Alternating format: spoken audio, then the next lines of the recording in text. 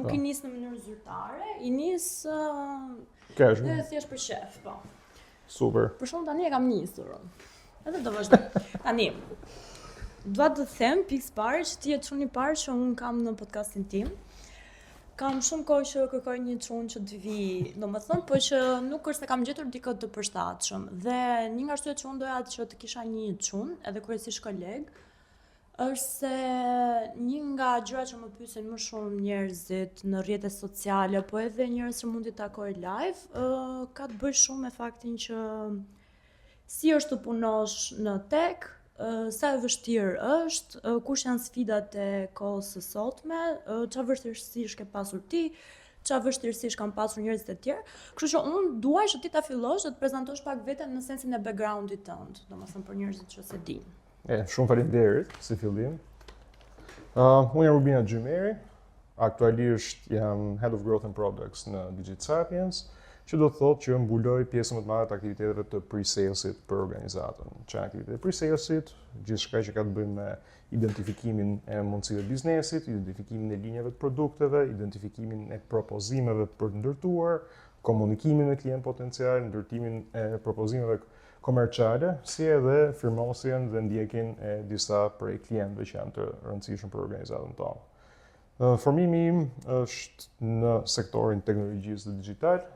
By trade. Shiko, shumë njerëz do pyesin, do thoshin që si ke arritur ti të futesh në këtë pozicion pune. Step by step. Po, step by step. Këtë duan njerëzit step by step. Step by step dhe ka qenë një rrugtim i gjatë. Tani që po flasim, bëhen 11 vite që jam mbledhur on the back të karrierës time. Formimi është inxhinier telekomunikacioni. Ti ke bërë në shtet apo në privat? Kam studiuar në Britaninë të Madhe. Kam studiuar në Britaninë të Madhe, në Universitetin e Surreyt, po, kam bërë atë që quhet master integruar. Po si e ke menduar ti ta bëje këtë gjë, domethënë? Ka qenë një kuriozitet i hershëm imi dhe dëshirë, do thoya, dhe personale, që dilja nga comfort zone im dhe në momentin e mbarimit gjimnazit, më herët në fakt, kam dashur që, do të marr sfidën mbi veten time dhe atë shkollim që do ta bëj larg familjes. Po pse në Britani? Isha pak më i bindur nga sistemi universitar britanik në momentin që bëra gjithë krahasimin e shkollave ndryshme që kishin programe konkurruese.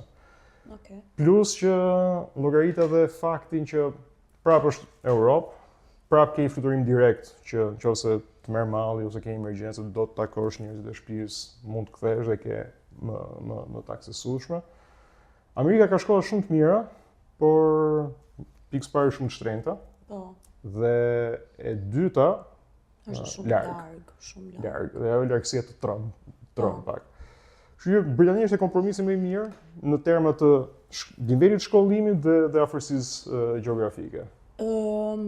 Si ishte ky procesi që ti arrite që të shkosh aty, domethënë? Gjatë ka qenë. Llogaritë që kur e ke nisur ti, domethënë ti e ke pasur që para se përfundova vitin e tretë. Para se ta përfundoja vitin e tretë. Që para se përfundova vitin e tretë gjimnazit, fillova që të hulumtoja mbi universitetet, programet specifike, kurrikulat dhe kërkesat që kërkonin për nxënësit që studentët që vinin nga Shqipëria. Ti ke qenë student i mirë besoj në gjimnaz edhe Gjitha 10. Gjitha 10, of course. Jo, se do të pisja, po mirë, mirë. Dhe ky është i problem, vajmon që kemi pasur një zysh letërsie që e ngrinte këtë çështje dhe thotë që njerëzit duhet të mësojnë të bëhen imperfekt. Dhe merr rastin e studentëve ekselent, që nëse ti je student ekselent, për ty bëhet problem ekzistencial në momentin që ti ke për tu hasur me imperfections. Nuk je mirë, po në diçka. Down the road. Këtë për shembull kur shkojnë e zëm në fakultete, pastaj siç mund të kesh shkuar ti ose në më të mëdha që aty konkurenca është shumë e madhe dhe aty është brutale. Patjetër që do ketë njerëz që janë më të mirë se ty. Absolutisht. Nuk diskutohet fare. Dhe kjo është gjë e mirë. Përballja e parë që ti ke me faktin që shikoj, unë mbase nuk jam më i miri këtu. Absolutisht dhe mbas gjetë momentin që dhe audiencës tënde t'ja referoj si mesazh që it's not a problem if you're not the best out of everyone, por që nëse ti identifikosh dhe të reflektosh, çfarë mësoj nga kjo eksperiencë, çfarë mësoj nga përballimi që kam me një personazh të ri apo me një konkurrent të ri etj, çfarë mësoj unë në raport me veten time, raport me maksitë mia, gjëra që mund bëj më mirë. Të gjitha këto janë indikator që ti mund t'i marrësh në shfrytëzim për ndërtuar një path më të mirë për veten tënde dhe ti identifikosh, okay, mësova këtë gjë, dhe kam 1, 2, 3 opsione që mund të ndjek, which is gonna be the best for you, varësisht rrethanave që gjendesh përpara. You choose one and you go and forge your path after that. Që është betejë pas betejë pas betejë. Ke pas të fazën që jenë ndjerë kështu pak si më i paaft, ose si thua që okay, ke thënë. Shko, i paaft, jo, por imagjino këtë. 2009. Sa kisha mbaruar gjimnazin? Gjitha 10-a mesatarën e 4 viteve. Të them drejtë, për vitet maturës nuk i vura shumë vëmendje, sepse përgjigjen e universitetit e kisha marrë që në shkurt, kështu që I just needed to pass those exams. Pavarësisht se kam çik atë inatin që okay, I put more effort and I should have been rewarded a little bit better on those, por që past story. Po që I was feeling shumë accomplished, në sensin që, okay, gjimnazia mbarova me sukses. Edhe shkollën në Shqipëri, një nga degët që doja, e kisha fituar me pikëzimin. Kisha marrë dhe patentën, so I was feeling king of the world. Përgjigjen që do shkoj në Angli e kisha. Dëgjoj, do të bëj një pyetje, më fal që po ndërpres, po se unë dua të kap çik të anët më mbase që ndoshta s'të pyesin të gjithë ose se di. Ti le të themi ke qenë nerd. Mund të themi që ke qenë nerd, po. Akoma jam. Okej, po, akoma jam, po. Besoj se ne të gjithë të fushës tonë jemi nga pak nerd, me thënë drejtën, nuk mendoj që dalim dot nga ajo kategori. Si ka qenë jeta jote sociale? A ke pas jetë sociale, se është perceptimi që thonë që nerdat nuk Jo, kam pas jetë sociale, do thojë që mbas nuk ka qenë jetë sociale kështu më outgoing, më herë, por kam pas jetë sociale, kam pas një rreth goxha të mirë shoqëror. Dhe ky rreth shoqëror ka ardhur në zgjeruar me kalimin e viteve. Sa që dhe dashura ime në herë thotë që how come you know all of these people, domethënë. Sepse ti je social si natyrë, e vërtet. Sepse jo, unë jam një nga ata njerëz që vërtet duan ndërveprime dhe jam kurioz për të mësuar qoftë nga çfarë bën dikush me jetën e tij në aspektin profesional, çfarë pasioni ka dikush që mund të jenë çik më interesante ose më e ndryshme nga everyday stories që dëgjojmë. Njerëz me cilën ndaj pastaj opinione rreth sporteve, rreth aktiviteteve të tjera. E ke parasysh në atë moshë, nga që është faza që ti je shumë i stresuar për të ardhmen, edhe ndonjëherë për shembull studentët që janë shumë ekselent mund ta shfrytëzojnë kohën e tyre vetëm duke lexuar, duke nejtë në shtëpi dhe duke lexuar, edhe jetën sociale e lën pak më njan. Ka një ndarje që duhet bëjmë, që nuk është detyrimisht diçka e gabuar që ti të fokusohesh tek pjesa e studimit akademik. Nëse është diçka që ty të përmbush në nivel individual, it's absolutely fine, dhe nuk duhet që të dalë mesazh që do kesh të bësh. Por është mirë që dhe këtë element të mos e nënvlerësosh dhe të mos e lësh të pa eksploruar deri vonë në jetë, sepse the way you speak determines a lot. And the way you behave, the way you speak, the way you behave, në mënyrë se si ti të kesh ide jashtëzakonisht super geniale e kokën tënde, megjithëse ti nuk arrin të shprehësh me gjuhën e duhur, me artikulimin e duhur, me manerizmin e duhur, në momentin e duhur, pra të lexosh dhe situatën, të lexosh dhomën, ajo të dizavantazhon down the line. Kështu që nëse ti fillon dal nga dal, dhe thua, okay, I will build an experience on that, është ekuivalent si shkolla, dhe ajo. Pra, okay, nuk është se ti po e mëson lëndën në mënyrë strukturuar që do bëjë me matematikën, me fizikën, me kurrikull, but again, it's experience that builds and stacks, dhe vjen një moment që ti thua, okay, nga gjithë eksperiencën që kam pasur, I know how to act. Në këtë tipologji njerëzish, në këtë situata sociale, e me radhë. Kështu që do thoje, kërkon fokusin e vet. Balans, duhet balans, po. Okej. Shkove në Britani, më vazhdo. Dhe, like, I was feeling king of the world, dhe all of a sudden, kisha të sfidën që gjithçka që kisha arritur më përpara, le të themi, e kisha përmbyllur ciklin e vet. Kështu që gjithë eksperiencën e mia e përparshme kishim vjedhur që unë të shkoja deri aty, but I had to start from scratch. Larg familjes, larg rrethit shoqëror. Kështu që ishte sfidë, do thoja akomodimi dhe të mësuarit me atë kontekst të ri, por që e kalova me sukses. Viti i parë ishte një çik më i lodhshëm, do thoja. Dhe pas vitit parë pastaj fillet bëhesh më më sukses, duhet më tregosh ato momentet që ke qenë në depresion, nëse ka pas. depresion, jo, nuk e quhet depresion të mirë fill. Si por që që ke thënë që mund të kesh It was nevojë që pain. dua të It was kthej, painful. mundem It was më- painful. It was painful.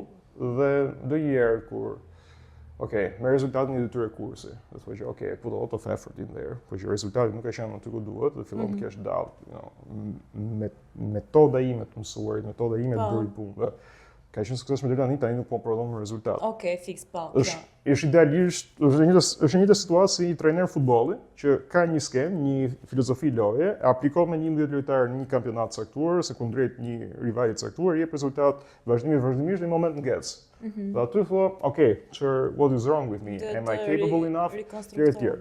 Dhe këta momente që pikë pari duhet të kuptosh what it means for you, sepse nuk është fundi botës, nuk morë rezultate që nuk e pritur, nuk e përmbushur pritshmërinë tënde, but what does it mean in terms of the overall process? It's just one result down the line. Dhe ajo që di këshilloja edhe publikut që na ndjek gjithmonë që pas çdo eksperiencë, qoftë detyrë, qoftë provim, qoftë whatever, just be with your thoughts. Dhe kuptoj, çfarë mësova unë nga kjo gjë, çfarë mund të bëj unë ndryshe, çfarë mund të bëj, çfarë mund të bëj ndryshe, jo detyrimisht më mirë, çfarë mund të bëj ndryshe. Si do e approach situatën ngjashme në një moment tjetër, nëse do vi kështu. Është mirë që shpenzosh kohë me mendimet e tua për të analizuar situatën, sepse është një skill që në vitet e mëdhenshme të hyn tmerrsisht shumë në punë. Being able to filter your thoughts dhe për të identifikuar më të paktën që mund të jetë më mirë. A ke pasur për shembull student në klasë ose që mund t'i kesh njohur që ndoshta nuk kanë qenë aq të mirë akademikisht, po kanë qenë overall më të suksesshëm në punë ose në arritje të ndryshme që mund të kenë pasur? Shiko, kam pasur dhe kam akoma shok dhe studentë nga universiteti që kanë fëmijë nga më të ndryshmet. Dhe që të thoja që korelacion midis inteligjencës apo efortit me rezultatin nuk ka patur, nuk e them dot. Në sensin që the most skilled and the most hardworking have been really rewarded well for their efforts. Pse ti nuk e vëre për shembull, se unë e kam vëre, të jam sinqert që në organizatat të ndryshme ka njerëz që janë në krye të këtyre organizatave, madje do them dhe në krye sepse ashtu mendoj, që nuk janë shumë taft. Corporate politics. Yes. Kanë ndoshta diçka tjetër, mund të jenë karizmatik, mund të dinë ta shesin shumë mirë imazhin e tyre, mund të jenë shumë të mirë në diçka tjetër, nuk e di, por kur vjen puna tek ana teknike, unë mendoj që ata që punojnë realisht punojnë edhe janë konsistent, patjetër që do shpërblehen herët ose vonë, por nuk mendoj që detyrimisht të gjithë njerëzit e suksesshëm kanë ndjekur domethënë këtë lloj rruge. Mund të ketë njerëz që nuk kanë pasur një talent kush e di se çfarë në aspektin akademik, por janë shumë suksesshëm. Po këtu fillojmë me një këndvështrim dhe pak filozofik. Që jeta nuk është lineare. Nuk është e parashikueshme mbi një ose dy indikatorë në mënyrë të drejtë për drejtë. Pra, fakti që ti mund të jesh i mirë ose e mirë në shkollë, detyrimisht do të thotë që ti do jesh i suksesshëm në karrierë. Pse? Sepse ka shumë hapa të tjerë që duhet ndodhin down the line që asnjëri nuk i parashikon dot, që të thonë që this is a dead given result që do ndodhi. Në lidhje me pyetjen e parë, që do thoja është që gjithmonë duhet kuptuar që pse një person i caktuar është në një pozicion të caktuar. Gjithmonë ka të bëjë konteksti apo një aftësi specifike, nuk ka nevojë që të jetë një amalgamim aftësish ose një totalitar dy, por të jetë vetëm një aftësi specifike e cila bën atë person të mërësisht shumë të vlefshëm, të mërësisht shumë të atë për menaxhuar një situatë tipike që i përsëritet apo një situatë për cilën ka një risk shumë të madh të atachuar me të cilën ai duhet ta mbulojë në bazën e përgjegjësive të veta. Dhe ajo bëhet faktori determinant përcaktues në vendimarrje për personat që emërojnë ose pozicionojnë një person në të tillë pozicion. Kështu që Qofse mund t'japi mesazh tjetër për audiencën në këtë rast. Nga eksperjenca ime do thoya që don't pretend that life is going to be linear, dhe mos ecni asnjëherë me pretendimin që ose me parashikim që jeta do jetë lineare, jeta nuk është lineare. Dhe kjo është e bukur e jetës njerëzore që ka elemente të paparashikueshmërisë. Dhe ka arsye gjithmonë për Se dikush është aty ku është. Edhe pse ne Dhe kjo nuk do kuptojmë dot. Eksaktësisht, dhe kjo nuk do të ndikojë fare te ne. What is meant for you is going to find you at a certain moment. Okay. E rëndësishme është që të jemi njerëz të mirë, të sillen mirë dhe të bëjmë atë që kemi më për zemër. Jam dakord sa dhe nuk jam dakord. Domethënë se parimisht mendoj që është e vërtetë ajo që ti thua, që ka një arsye se do ishte dikush aty ku është për i kohë të gjatë, nëse s'do bënte sens. Por me thënë të drejtën, me çka kam dëgjuar edhe në Shqipëri, se do flasim pak për Shqipërinë, se këtu jetojmë, se nuk mund ta idealizojmë neve çdo lloj gjëje, por në fund të ditës jetojmë në Shqipëri. Dhe unë që kam dëgjuar edhe nga shoqëria ime, që jo domosdoshmërisht janë në të njëjtin profesion, janë në profesione të ndryshme, më tregojnë për shembull një mjet zezat për njerëzit që janë në pozicione drejtuese, që janë njerëz, ku di unë, njerëz të këqij në përgjithësi, njerëz që kanë një ignorancë të theksuar në shumë drejtime, edhe të punës, edhe nga ana profesionale, po edhe nga ana njerëzore, që janë njerëz që ti nuk komunikon dot diçka se nuk kanë jo inteligjencë emocionale, që jo, po nuk kanë as ato bazat kryesore. Kështu që nuk di çfarë të them, domethënë për këtu Shqipëri më duket pak e çuditshme. Do themi gjë këtu, do të bëj batutë që këtu është e bukur e kapitalizmit, që nëse ti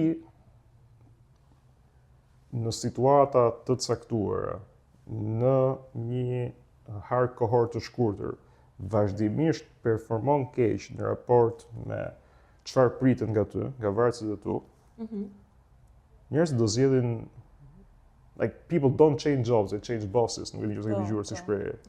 Ndodhe një gjë, pra konkurrenti jot në një sektor do ketë një avantazh konkurrues për të marrë staf nga ty. Dhe në momentin që këto të gjitha mblidhen, ti bësh ekonomikisht jo tërheqës dhe ka një ndikim të drejtë për drejtë në performancë ekonomike, performancë financiare pastaj. Dhe aty fillon bëhet me vërtet problematike. Kështu që edhe nëse njerëzit nuk janë aware fillimisht për probleme që mund kenë, që mund të jenë të adresueshme, down the line, when it accumulates, fillon bëhet problematike, dhe ti thua, okay, I need to stop and reflect. Dhe ndalojmë prapë të ajo që përmendëm përpara, është shumë e rëndësishme që ti ndalosh dhe të reflektosh, të jesh në rendimet e tua dhe të bësh një analizë të cilave, sidomos kur ke përgjegjësi për njerëzit. Ajo është edhe më kritike. Pse? Sepse I'm not just responsible for myself. I'm responsible for myself and the people surrounding me. Që do thosh, e ngjashme të qenit prind, por nuk do vija të shenjën e barazisë, sepse është totalisht përgjegjësi tjetër, por është prapë një përgjegjësi shumë e madhe që ti ke kundrejt varësve këtu. Do të jap një situatë konkrete, për këtë më pyesin shumë fare, për shembull. Çfarë do i thojë ti njerëzve të cilët gjenden momentalisht në një ambient pune shumë toksik, por nuk mund të largohen sepse i duhen të ardhurat ekonomike, dhe ne dim që në Shqipëri nuk është se ka ndonjë treg pune shumë të favorshëm që ti mund të ndrosh punën nga sot nesër edhe je okay. Kjo është vërtet. Social mobility në Shqipëri do thoya që është relativisht e limituar dhe shpresoj që me shumë ndryshime në nivel social, ekonomik dhe politik që po ndodhin. Çfarë do të thënë social mobility? Që ti të kesh mundësinë që të lëvizësh nga një shkallë sociale në një shkallë tjetër, dhe kjo lëvizje shoqërohet nga një lëvizje në punë, në rritje të ardhurave, në rritje të përgjegjësive që ti merr etj. Nuk e kemi në këtë, shumë pak. Është relativisht e limituar. Nuk mund të them që është e limituar, sepse në Shqipëri ti ke success stories, pra njerëz që kanë ardhur nga backgrounde shumë modeste dhe janë bërë sipërmarrës të jashtëzakonshëm, njerëz që janë bërë dhe shumë të mirë për komunitete të caktuara, qoftë profesionale, qoftë komunitete interesi. Pra ka një element social mobility, there are great stories around of people who've made it, dhe japi shumë të mirë, por që nuk është aq në shkallë sa do ishte në një vend më të madh, ose një shembull që është more televised. Gjithsesi, duke kthyer tek pyetja, you gotta find ways to make it bearable. Sepse nuk mund, është këshill shumë e keqe që, okay, go out, Ti je lërë. pasi plan. Në qoftë se situata bëhet negative, në impakt në qenë shëndetin e personit specifikisht, atëherë mund të konsideroj ta për ta lënë. But you gotta find ways to make it bearable. Dhe du të fillosh mendosh, okay, what is my next step going to be? Është shumë konkret, se më kanë thënë shumë që unë ndodh për shumë që janë njerëz që janë në një moshë relativisht të re, në të 20-tat po flasim, si në fillim, si në mes, si në fund, në një moshë të re, dhe mund të kenë kolegë që janë pak mosha mund të mëdha dhe thonë shumë këtë që na bullizojnë ose sillen shumë keq ose kanë këtë tendencën për të na ulur ose për të sjellë sikur ne zdim. Domethënë është kjo gjëja se është problemi kur ti ke koleg, nuk është thjesht ambienti toksik indirekt, po ka raste që bëhet direkt. Domethënë janë këta njerëz që të vinë edhe ta thonë, edhe ti nuk e si të reagosh se është ajo mund të jetë një moshë më e madhe, çfarë do i thuash? Gjithmonë është shumë e rëndësishme për të qenë sa më formal, zyrtar dhe profesional në çdo lloj gjëje që na vjen përpara. Mbase nuk është reagimi i parë që ne duhet të bëjmë. That's why we're educated people dhe mendojmë para se të flasim, mendojmë para se të japim reagim. Gjithmonë është e rëndësishme që të reagojmë në mënyrë zyrtare dhe profesionale. Ti thua të ruash çik distancën. Jo vetëm të ruash distancën, por edhe nëse të vjen një feedback shumë negativ që ti ndjen që është i tepruar, e para you have to be professional about it. Acknowledge it dhe përpiqu të kuptosh anën tjetër, pse ka origjinuar ky lloj reagimi, pse origjinon kjo sjellje. Pra, is it really something professional? Ka një misunderstanding në mes? Ka një dislikement në mes? Apo është diçka më e thellë që nuk është në dorën tënde për ta zgjidhur.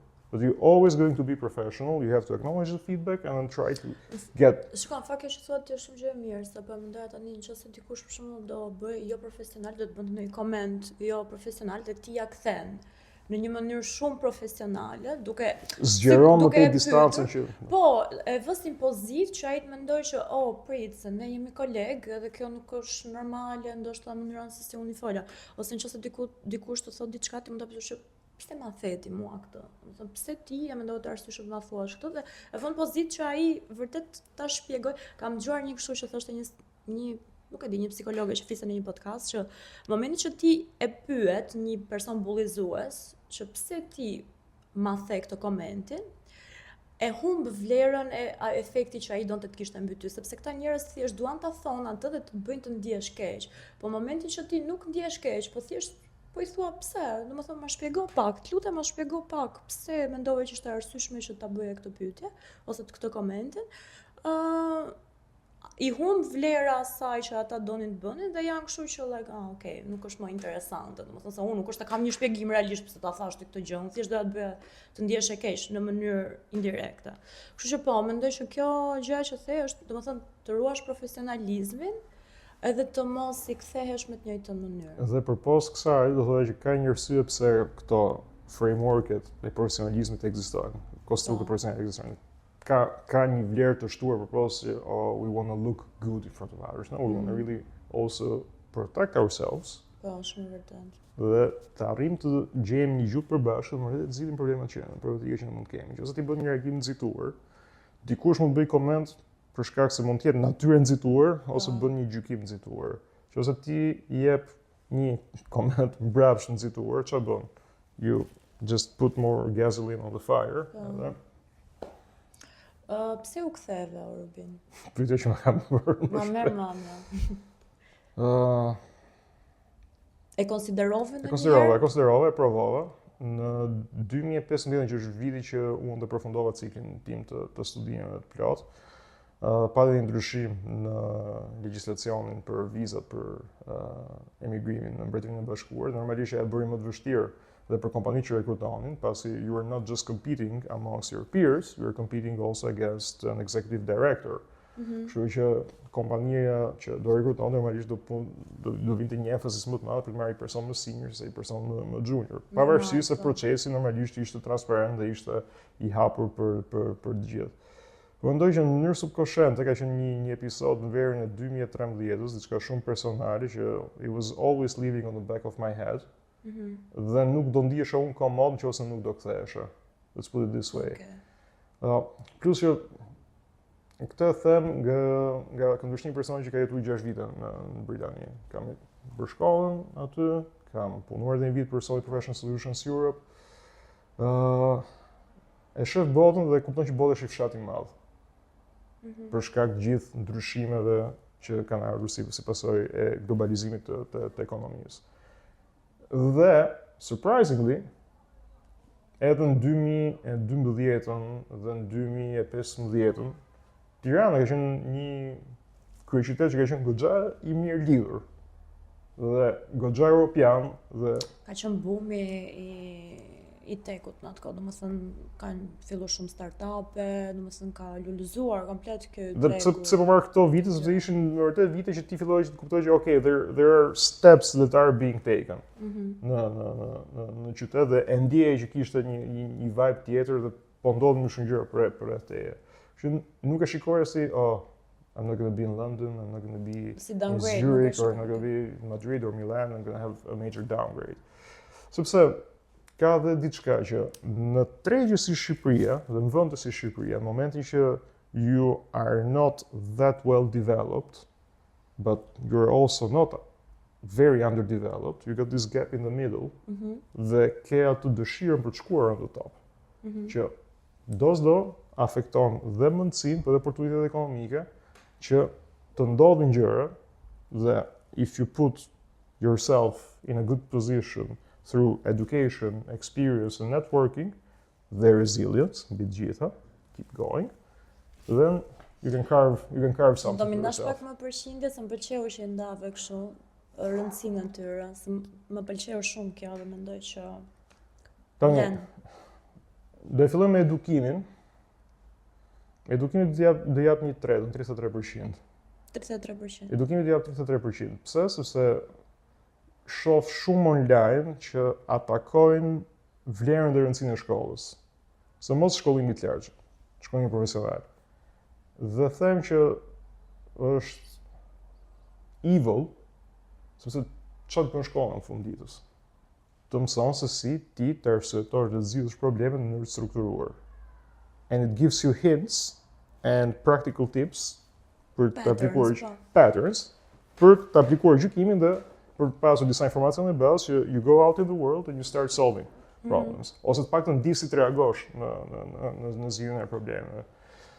Dhe mbi të gjitha, sepse kam pasur dhe pyetje nga ish kolegë të mi, të cilët ishin afër përfundimit ose nuk kishin marrë diplomën sepse kishin një provim për të dhënë, thonin, Rubin, ja vlen ta marrë atë diplomën sepse kam mbledhur eksperiencë praktike. Gjithmonë po, sepse çai tregon ti një punëdhënësi përmjet asaj. Tregon që në një mjedis ku ti ke pasur një problem të mirë strukturuar, ke gjetur mënyrën për të çuar atë gjë deri në fund. Po, por të jemi të sinqert, mua personalisht asnjë kompani që më ka marrë intervistë nuk më ka kërkuar diplomën ose E vërtet? Unë se kam bërë masterin për shembull. Se unë jam futur në punë që në vit 3. Ajo është zgjedhje individuale. Ajo është zgjedhje individuale. Dhe mu duke parasyshme që të bëja një master në Shqipëri, me thënë drejtë. Ajo është zgjedhje individuale. Ajo është zgjedhje individuale, është absolutisht e drejtë që ti nëse do të bësh diçka më të thelluar, çosh opsionin tënd më të mirë, apo të mësosh nga të punuarit në një sektor i caktuar. Por, diploma 3 vjeçare për mua ka vlerë. Pse? Structured problem solving. Fillon te kjo, structured problem solving. Dhe të largosh njerëzit nga kjo, është Kisha një pyetje këtu te pyetjet e njerëzve që thoshte që a është e nevojshme që të bësh shkollën për profesionin? Mendoj që ju përgjigje. Unë jam dakord me ty, unë mendoj që është shumë e rëndësishme që atë 3 vjeçarin duhet ta bësh, sepse unë nuk e patjetër që ti mund të bësh kurse, trajnime, gjëra të ndryshme të punosh në një mënyrë individuale. Madje shumë nga ata programuesët që unë ndiqja kur kam qenë në fakultet, që shikoja në YouTube dhe mësoja gjuhën e programimit, ishin njerëz që e kishin lënë shkollën në gjysmë. Ndoshta edhe nga fakti se shkollat amerikane ata futen në domethënë janë shumë të shtrenjta edhe futen në depth. Po, është dhe fear of missing out shumë i madh. Po, edhe fear of missing out. Një treg që ke kapitalin do mundësia mund mos të vi më, dhe mund të paragjikohesh që nuk e ke marrë mundësinë, pra dhe konteksti duhet parë.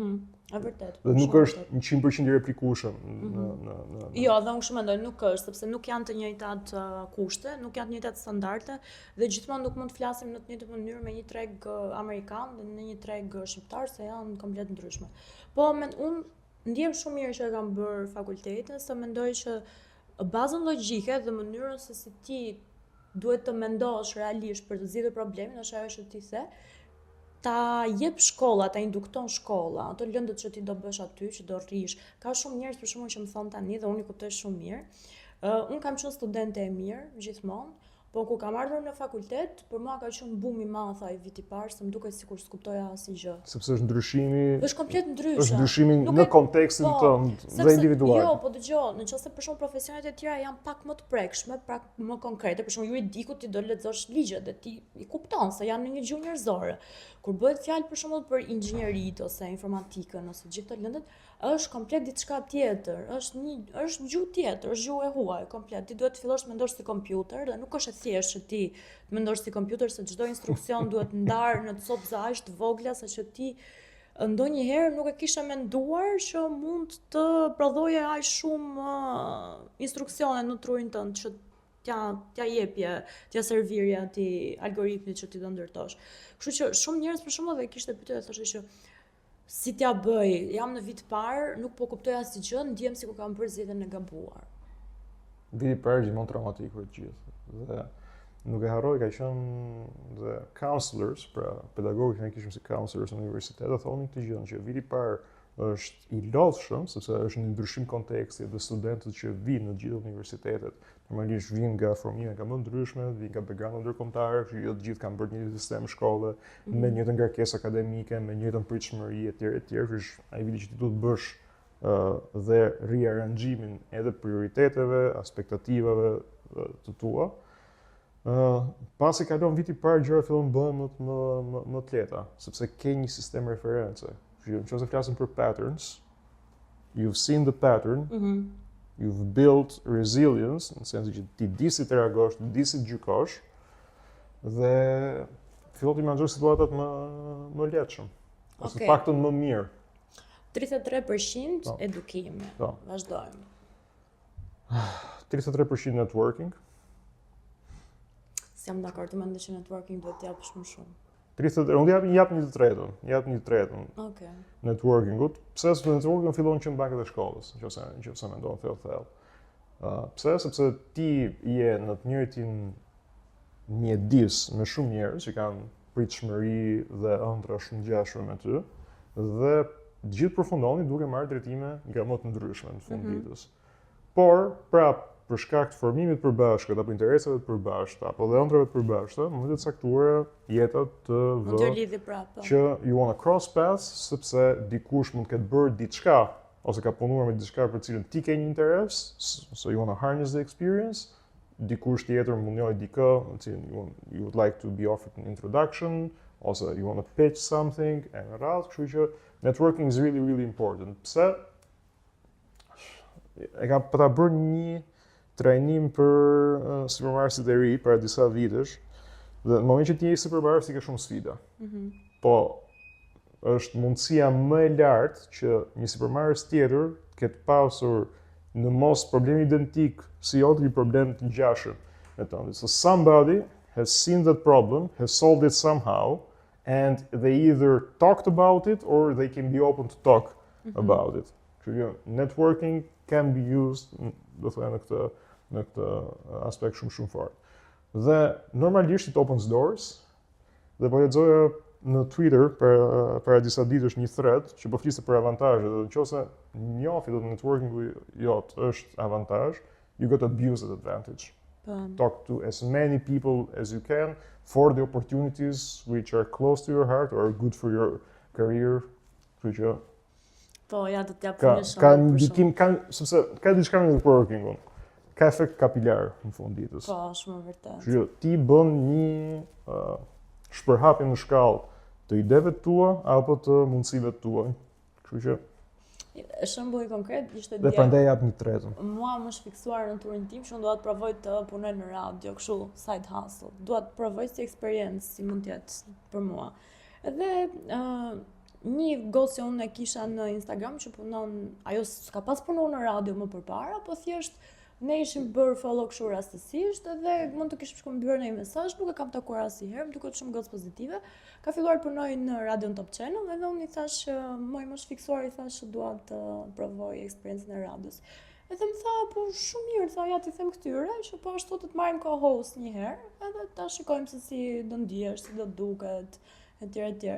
E tani I can wait, e kupton se është shumë eksperiencë interesante. Thjesht ka një mesazh që unë çova kod që nuk është se e mendova, të një personi që unë e kisha aty already, nuk kam një kontakt të vazhdueshëm, por ja që duhet, ja që del në një moment caktuar. You never know. Po. Kemi zëruar 66%, ngelen edhe 33%, 34% tjera për të ndarë. 14% do jap resilience. Resilience na fol pak shqip për njerëzit që nuk kuptojnë.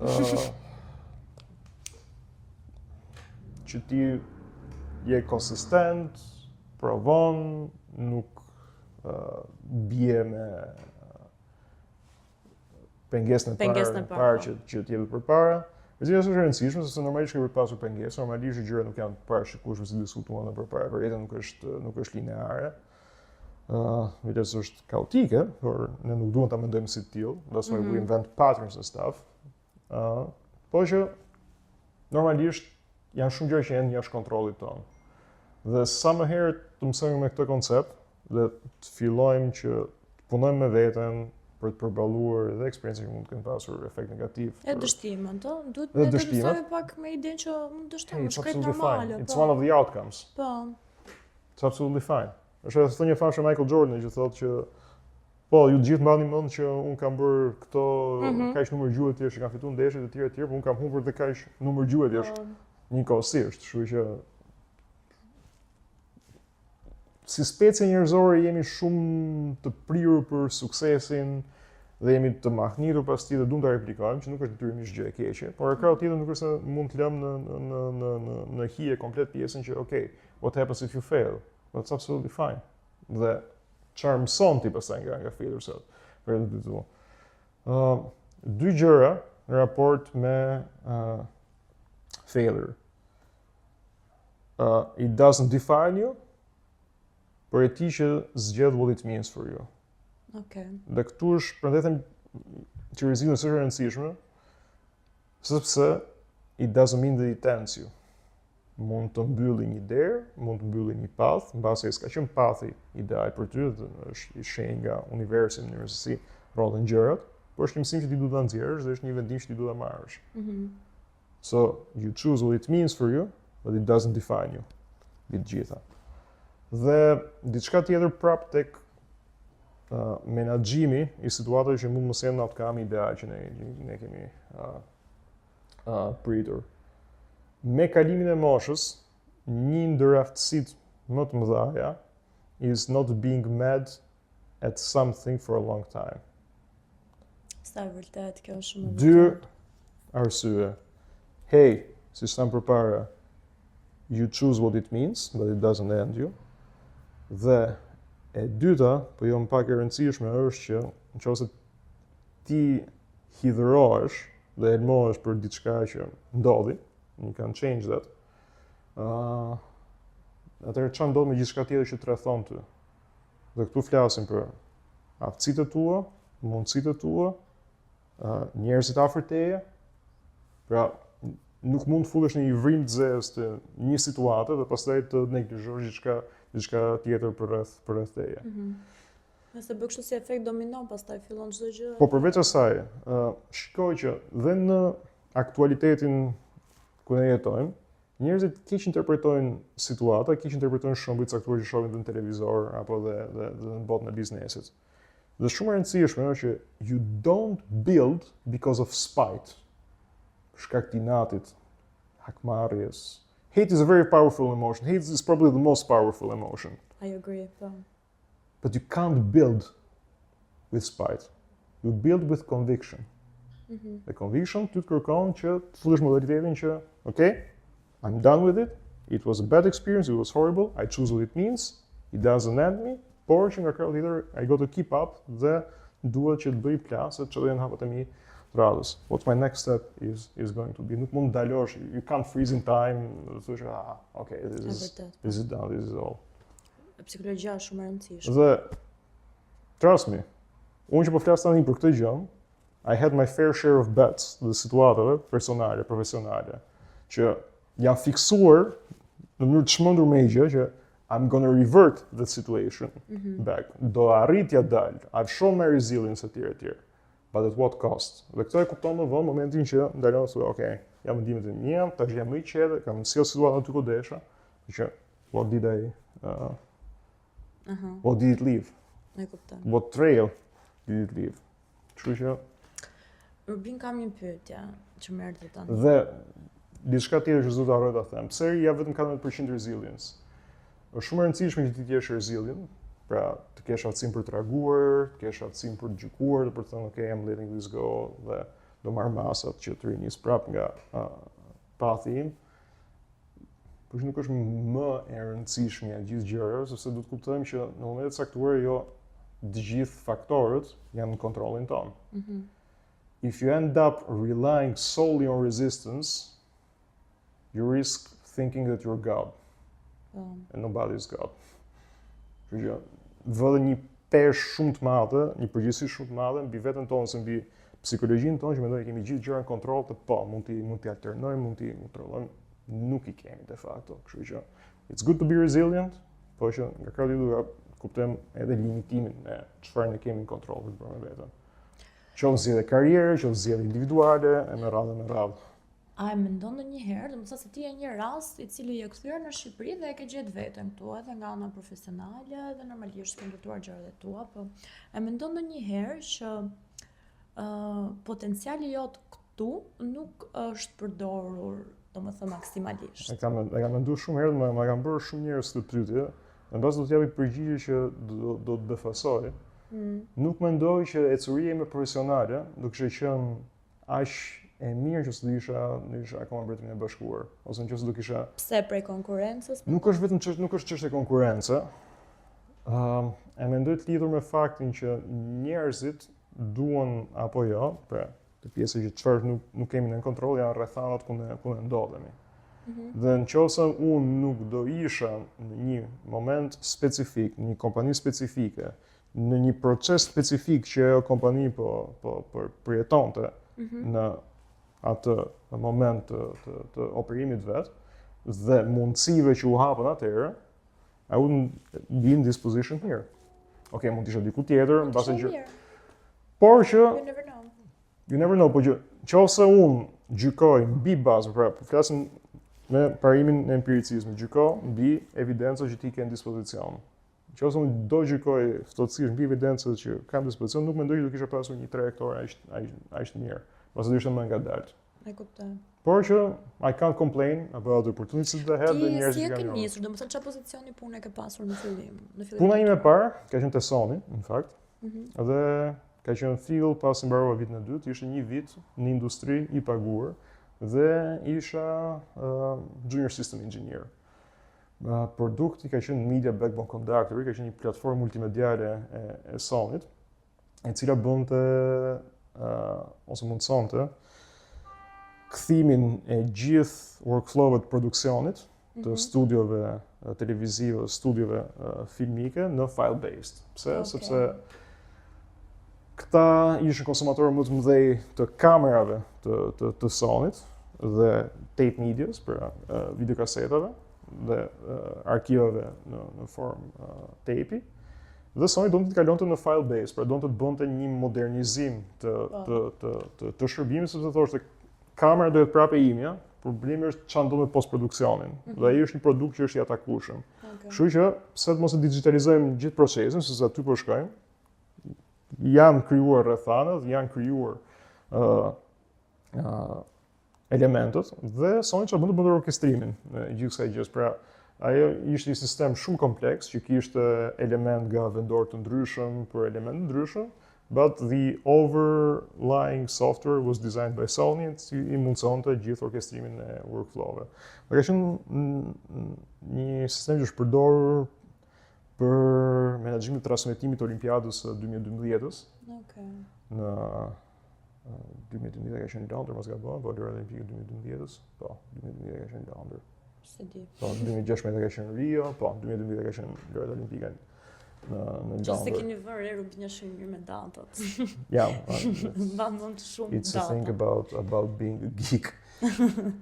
Dhe interesante që menaxheri im atëherë dhe ishte inxhinier telekomi me formim dhe ai kërkonte që të rekrutonte inxhinier telekomi sepse thoshte që ti si inxhinier telekomi ke një ose të paktën një ekspozuar kundrejt materialit mjaftueshëm në raport me rrjetet informatike, i ekspozuar mjaftueshëm në raport me vet hardware-in, i ekspozuar mjaftueshëm dhe në raport me multimedian. Kështu që ke një bot kuptim të gjithë gjërave, je mbasën çik më mirë në rrjet, but we do a lot of networking stuff here as well. Kështu që ky është formimi që do doja. Dhe ka qenë eksperiencë shumë e mirë. Dhe I used to have a joke back in the days që thoya që I'm an Albanian who studied in Britain, played American football while living there, got hired by a Japanese company who sent him to Switzerland because he could speak Italian. Në fakt kjo është historia sepse një ndër klientët që kompania kishte atëherë ishte Radio Televizioni Zviceran për pjesën italisht-shqiptare të Zvicrës, RTS, dhe RTS është lokalizuar në Lugano. Dhe fakti që unë fliste italisht, gjithashtu më ndihmoi që kisha një komunikim drejt me klientin, dhe kam shkuar disa herë dhe on site, dhe ka qenë eksperiencë shumë e bukur, sepse për pos pjesës që u po mësoj diçka të bukur teknike dhe po mësoj hard skills që mund t'i aplikoj edhe në kontekste të tjera, në konfigurimin e sistemeve të mëdha multimediatike dhe digital asset management, kishte përgjithësisht që është klienti nga krau tjetër, so I need to be well behaved, I need to be punctual, I need to know how to speak to them, e me radhë. Doja të thoja këtë, se nga që përmendi, unë se kam përmend kur si këshill, po e kam vërejë që shumë e rëndësishme. Gjuhët e huaja, është sa më shumë të mësoni, aq më mirë është. Ti se di ndonjëherë kur mund të duhet ajo gjuha dhe mund të jetë faktori diferencues ndërmjet teje dhe një kandidati tjetër për një vend pune ose një projekt të caktuar që ata mund të t'japin më shumë përgjegjësi, nëse ti realisht flet gjuhën e klientit. E kanë shumë të rëndësishme. Gjuha është shumë e rëndësishme. Do të thënë konteksti individual im është pak peculiar, do thoja, dhe këtu do të bëj një overreach dhe të flas në emër të gjithë të lindurve nga viti 98 e para, në 91 si ditëlindje, që nëse ti doje të kishe një shkollim të mirë dhe të kishe sukses, në ato vite you were forced to që të mësoj një gjuhë të huaj. Sepse aksesi në burime nuk është si është tani, ose siç ka qenë prej disa viteve. Do thotë që nga 2017-2018 shoh që në për librari dhe biblioteka ka akses në tekste që ne duhet i merrnim se s'bën në italisht, frëngjisht, gjermanisht apo anglisht, sepse nuk ishin përkthyer në shqip. Dhe kur tani janë përkthyer në shqip. Dhe ishte akses në informacion që ty detyronte që do ta mësosh të gjën. Pra, lëmë një faktin që anglishtja është lingua franca, pra, gjuhë tregtare që ty duhet se s'bën, për të marrë vesh gjithë anët e globit. Ke ishe edhe problemin në aksesin në informacion, pra, nëse ti kishe ego për veten tënde, kishe dëshirë për veten tënde, që ti ishe mirë informuar, mirë edukuar, etj, you are forced to learn foreign language, sepse ajo gjuha se do të hapte dyert e burimit të informacionit, të edukimit për veten tënde. Është elementi tjetër që është dhe fulfilling, sepse e para është një visible and measurable progress që ti bën. Dija vetëm 5 fjalë, nuk dija të lidha 2 fjali, tani jam very fluent, mund të shkruaj, mund të kuptoj, pra ka dhe një element përmbushje individuale të mësuarit një gjuhë. Dhe ndërtonte një profil psikologjik tëndin kur flet dhe reflekton në atë gjuhë. Ajo është më e rëndësishme. Dhe kjo është goxha e rëndësishme. Në sensi që integrohesh ti dhe pak me kulturën e atyre, pavarësisht se ti ndoshta s'ke jetuar në atë vend, po thjesht nga gjuha dhe të mësosh të ndërtosh fjalitë dhe mënyrën se si ata e strukturojnë mendimin, vetiu është kjo që ti se e thë shumë bukur, që ndërton një profil psikologjik nga ana tjetër, që është unë për shembull në greqisht jam një person komplet tjetër. Jo, sinqerisht ta them, domethënë mënyrën se si flas dhe komunikoj me njerëzit, edhe madje edhe zëri më ndryshon dhe njerëzit thonë që duket shumë ndryshe, sepse realisht ashtu është. Domethënë je një version tjetër i vetes tënde. Tani, që mos ta zgjasim shumë. Un kam ca pyetje që më kanë bërë njerëzit dhe ne do t'i përgjigjemi one by one. One by one, jo super gjatë se janë goxha. Dhe kam pyetjen që mund të më jetë bërë më shumë, besoj edhe ty, në jetën time këto vitet e fundit. Dhe që njerëzit kanë shumë interes dhe është: a ka gjasa të zëvendësohet profesioni ynë nga AI? Kjo është pyetje shumë e bukur. Dëgjoj shumë dhe po lexoj shumë dhe mbi këtë temë. Ajo që do doja që gjithë kuptojnë raport me inteligjencën artificiale, që inteligjenca artificiale sot, ose çfarë ne përqendrojmë si inteligjencë artificiale, që janë sistemet që bazohen mbi large language models, që janë një nga foundational models, pra ka dhe modele tjera që përdoren për aplikime tjera. Large language models përdoren për të interpretuar komande që ne japin formë teksti për të dhënë një output. LLM-ët, për large language models, kanë zgjidhur një problem që ka qenë një problem shumë i madh në botën e super ndërlidhur që ne kemi, që ka pasur shumë volume informacioni, të aksesueshëm me një herë, dhe truri jon, duke qenë se ne jemi cognitive missers si specie njerëzore, nuk kishte mundësinë që ta procesonte në kohë më të shkurtër njëkohësisht gjithë atë volum. That has been solved. Pra ti informacionin arrin ta përpunosh, ta ekstraktosh në mënyrë më eficiente. What the next frontier is going to be, pra level 1 reasoning versus level 2 që është artificial general intelligence, mund ndërtojmë shumë skenar, por nuk e dim se çfarë impakti do ketë. Një ndër gjërat që lexoj dhe pajtohem është fakti që nëse përpara bariera që ti të ndërtoje një eksperiment, ndërtoje një prototip, të ndërtoje proof of concept, ishte më e lartë, tash është më e ulët, absolutisht jam dakord. Pra, ka tooling që ti mund ta përdorësh në mënyrë që ndërtosh një skelet dhe të kesh diçka që mund të luash, dhe të thosh, ok, kjo është ideja ime, për kështu materializohet kjo ide që unë kam në kokë. Që nuk ke nevojë për të pasur varësi nga njerëz tjerë, pavarësisht formimit që ti ke. Tani, pyetja e dytë, you want to scale that, you still have to call on a subject matter expert për shkak të gjithë andrallave që do të lindin momentin që ti do ta lidhësh atë gjë dhe ta bësh funksionale. Pra ta bësh customer grade në fund ditës. Po le të flasim nga ana praktike. Nëse një kompani kishte nevojë për 30 punonjës, a ka ndikime AI në faktin që do ketë nevojë për 20 punonjës dhe jo më 30? Mundet, but we don't know for sure. Dhe kjo ka për të pasur impakt shumë, whichever way ka për të pasur impakt shumë të madh, por nuk mund ta themi që do ketë nevojë për pak njerëz. Nëse janë procese që janë të automatizueshme, po, mund të automatizohen.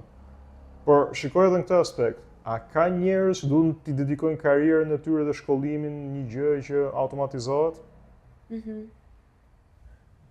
Jo, pse një nga pyetjet më të mëdha të këtyre viteve të fundit, besoj të këtyre 2 vjeçarit të fundit, është që a ja vlen më që unë të vazhdoj për software developer. Po flasim në këtë rast me që është një që është pak më i prekshëm nga AI. Tani i rikthem një. Edhe do të them vetëm një gjë që besoj se e di, jo vetëm në Shqipëri, kudo nëpër botë, ka studentë që kanë dalë nga fakulteti, me nota shumë të mira, me një vlerësim akademik shumë të lartë, edhe kanë, mos të them muaj, po ndoshta edhe vit janë pa punë. Janë pa punë, nuk gjejnë dot punë. Mua më shkruajnë pafund dhe nuk di çfarë t'i them, realisht nuk di çfarë t'i them, që ku se më pyesin që ku çat nis diçka se s'po di, nuk është s'na japin mundësinë fare as për intervista, as për internship, as lloj gjë, dhe kanë 1 vit, 2 vite që nuk po gjejnë dot asnjë lloj pune. 2 pjesë tek përgjigja. E para, duke qenë se janë kohë në zhvillime shumë të shpejta dhe ka, do thoya, shumë panjohura, në moment që ka shumë panjohura dhe tregu lëviz shpejt, normalisht ka vend për abuzim të jashtëzakonshëm. Në terma idesh se çfarë nuk kupton AI, çfarë nuk kupton artificial general intelligence, etj. Nobody knows for sure. që asë njerës mund të bëjë orakull dhe thotë, do ketë këtë lloj impakti. Çfarë zgjidh problemin e menaxhimit të volumeve të mëdha të informacionit. Çfarë zgjidh ose lehtëson akses që ti ke për ndërtuar diçka të prekshme, se barierat janë më të ulta. Por në momentin që ti do ta përshkallëzosh diçka, you still need subject matter experts. Tani, kur ti do të përshkallëzosh diçka, normalisht personi që do kontraktosh do ketë ekspertizë shumë të mirë te ajo gjëja. So, what is the challenge? Pastaj tek subject matter experts, programuesët back-end, front-end, apo dhe personat që merren me infrastrukturë dënësh, infrastrukturë cloud, be ruthlessly good at what you're doing. Do të gjej një problem që ty me vërtet të fashinon. Se do dalësh tash loja. Eksaktësisht. Be so freaking great at it që t'jesh ose ta vësh veten në lojë që t'jesh one of the options that people will call on you for exactly that problem.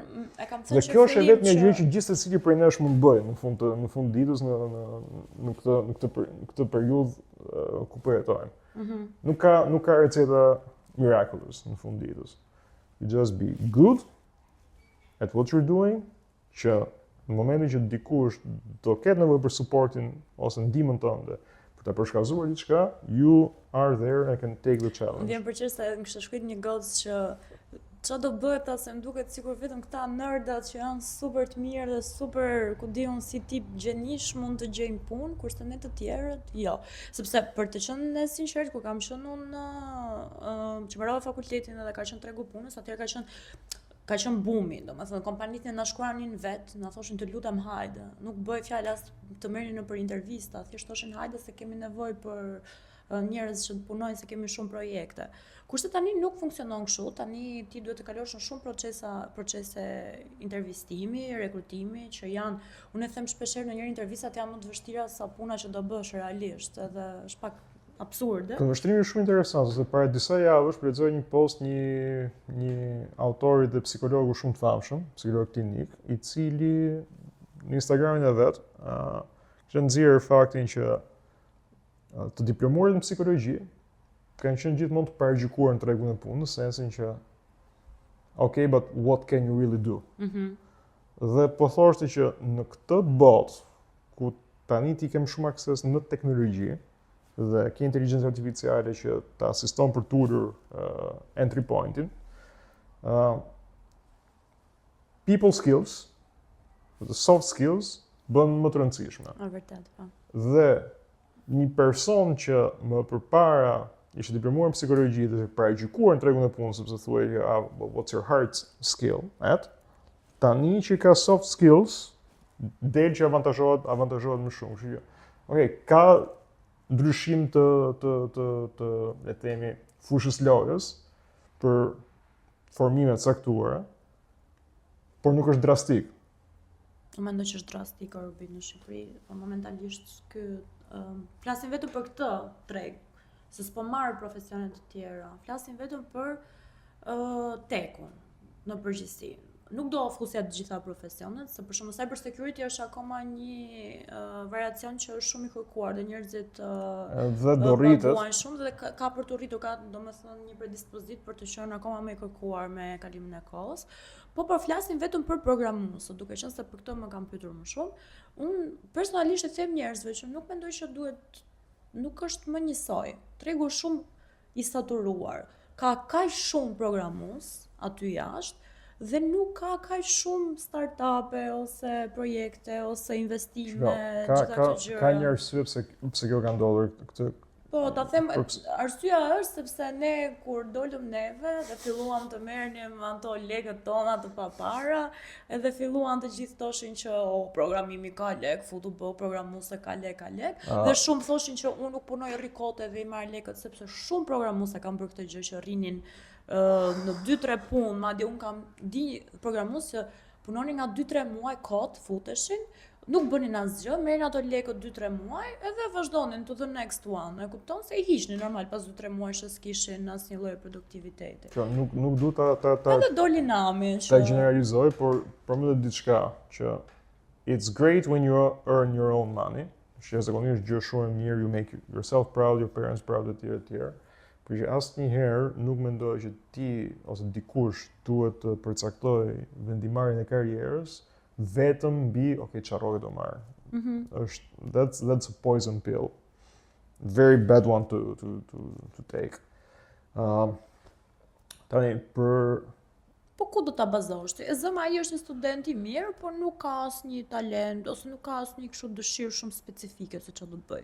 I thought I could do whatever. Shiko, çka ka ndodhur me numrin e të diplomuarve në informatikë, shkencë kompjuterike që nuk po gjejnë akses në treg, nuk është një gjë që është limituar vetëm në Shqipëri. Po, Por është diçka që po shohim në tregje më të avancuara dhe Po. më të mëdha. Po. Dhe kjo lidhet me faktin që deri para disa vitesh, flasë 2022-shi, mos gabojmë, ka qenë viti që kam pa lexuar atë punë kërkimore, diku te 60% mos gabojmë, pra që një numër më i lartë se 50% e njoftimeve për punë kishin bënin me Science, Technology, Engineering and Math degrees.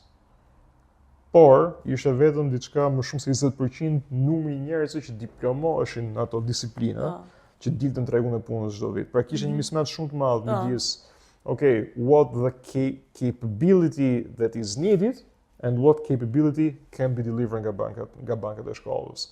Dhe normalisht është ligji i kërkesë ofertës.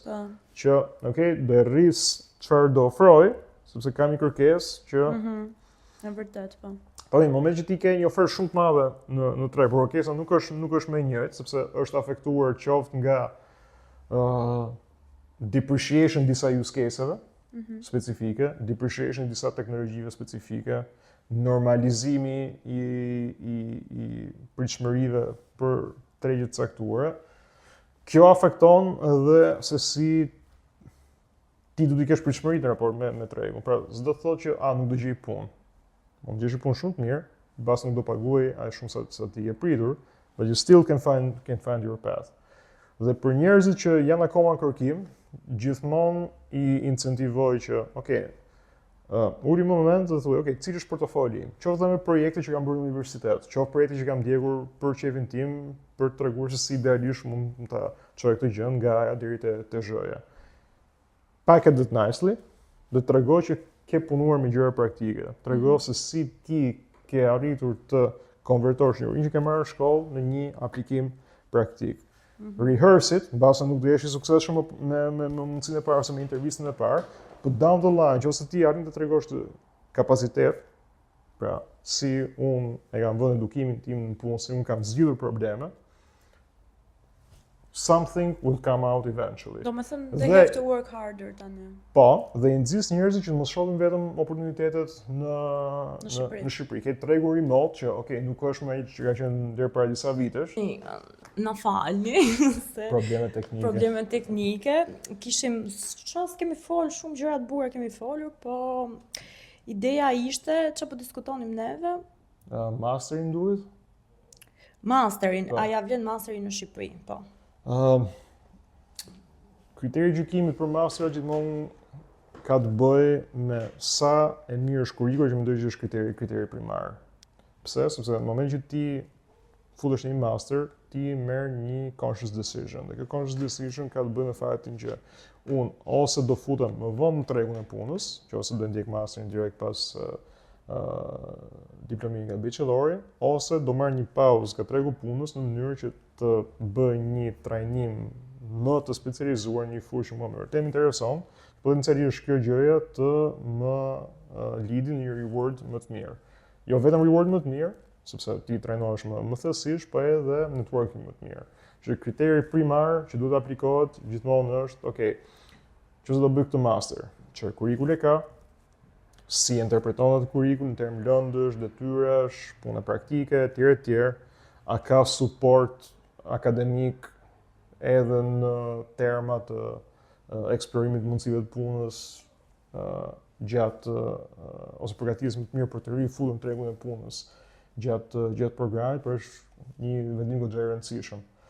Dhe do thotë që ky është kriteri primar. Shiko kurrikulën, sepse that is a deal breaker në fund ditës. Dhe nuk ka rëndësi se ku është universiteti.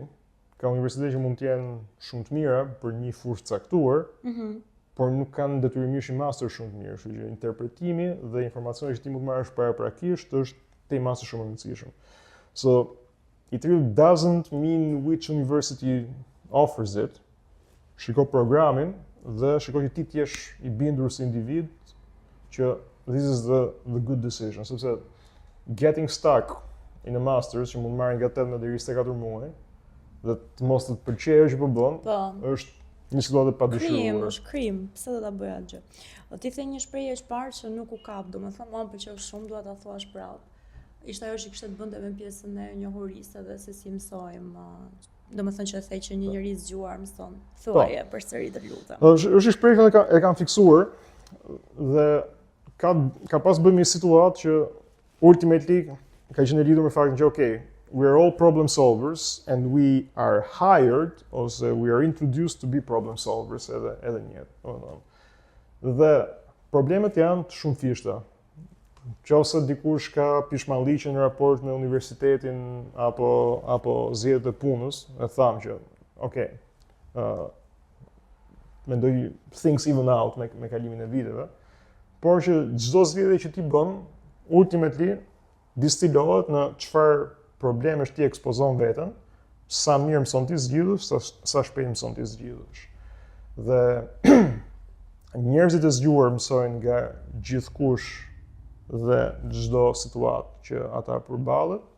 Njerëzit që kanë një mendim shumë të lartë për veten e tyre, mësojnë vetëm në momentin që ata lëndohen nga situata e caktuara, por vetëm kur e ndjejnë lëkurën e tyre mësojnë.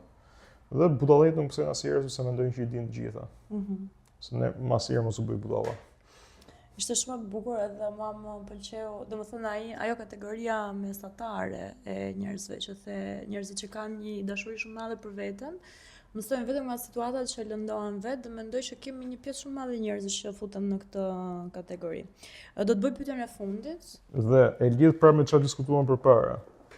If you rely too much of your self-resilience, you risk becoming a little bit stupid and thinking I'm God. E di po këtë mendova edhe kur po e them. Prandaj nuk i thash shumë persa të tjerat. Po. Pyetja e fundit është. Momenti më i rëndësishëm në karrierë. The next choice you're going to make. Çdo herë momenti më i rëndësishëm në karrierë është zgjedhja pasardhëse që ti ke për të bërë. Prap, lidhet gjithmonë në çfarë problemi do zgjidh, si do e zgjidh, në çfarë shoqërish do më prezantoj, çfarë do pritet nga unë në këtë kontekst të ri. Sa njerëz do duhet marr unë përsipër, sa njerëz do duhet unë të lead, or do I need to do any leading at all. Janë gjithë këto gjërat që duhet marrësh konsiderat dhe afektojnë trajektoren